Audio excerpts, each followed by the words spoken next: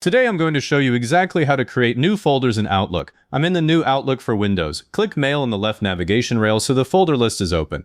On the left side you'll see your account name at the top, then the built-in folders like Inbox, Drafts, and Sent. That entire panel is the folder pane. The folder you right-click is the parent, and the new folder goes inside it. If you have more than one account, make sure you right-click Inbox under the correct account because the folder is created in that account only. I keep receipts inside Inbox because that's where the mail arrives, and I can file it without jumping around. So right-click Inbox. When the context menu opens, click New Folder. It's near the top of the menu, and I always pause for a second here because Open in New Window sits right by it. If New Folder is grayed out, you're right-clicking a special folder that doesn't allow subfolders. The Create New Folder dialog appears with the name field empty. Click in the name field and type a name you'll recognize. I'm typing Receipts. Keep the name short because in a narrow folder pane, a long name gets cut off. You don't need a date or a project code in the name. The folder itself is the structure. Below the name, there's a Folder Contains dropdown. It should already say Mail and Post Items. Leave that alone for email. If you change it to Calendar or Contacts, Outlook treats the folder like a Calendar or Contacts folder, and it won't work right for Mail. I always double-check that dropdown before I click OK, because getting it wrong makes the folder behave like a different item type. Now click OK. The dialog closes and Receipts appears under Inbox in the left pane. That's the basic way to create a new folder in Outlook. It's empty right now, so there's no count next to it. If you don't see it, click the little chevron next to Inbox so the subfolder is visible. Now that you've made one, let me show you the faster way. Click the parent folder first, so I'll click Inbox again, then press Ctrl-Shift-E. That opens the same dialog without the right-click menu. Type Projects and click OK. Projects now sits under Inbox, and Outlook sorts the folder names alphabetically so it lands above Receipts.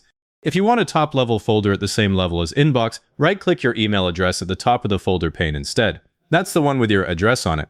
Choose New Folder, type Personnel, and click OK. That one appears outside Inbox at the same list level as Inbox and Drafts.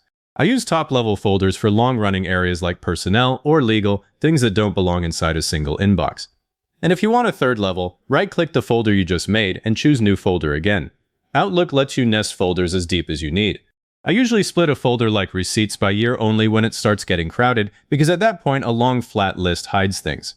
Now that the folder exists, you'll want to put messages into it. Select a few emails in the message list, click the first one, hold Ctrl, and click a couple more. That highlights them. Then on the Home ribbon, click Move in the Move group and choose Receipts from the dropdown. Outlook moves them out of the inbox and into the folder, and the message list updates immediately. For a single message, dragging is quicker. Click the message, drag it onto the Receipts folder, and wait for the folder name to highlight before you release. If you drop too early, the message lands in whichever folder was highlighted, and then you have to find it again.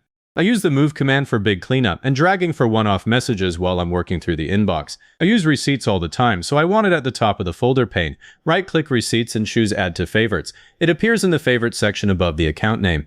That doesn't move the folder, it just puts a shortcut there. Deleting the favorite later does not delete the folder or its mail. If you misspell a name, right-click the folder and choose Rename Folder. Type the correction and press Enter. The name updates right in the folder pane, and if you need to get rid of one, right-click it and choose Delete Folder.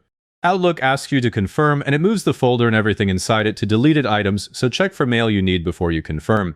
Deleted folders sit there until you empty deleted items, so take your time. If this got you sorted, leave a like, subscribe, and drop a comment saying it was helpful. Comments are what push this to other people looking for the same thing.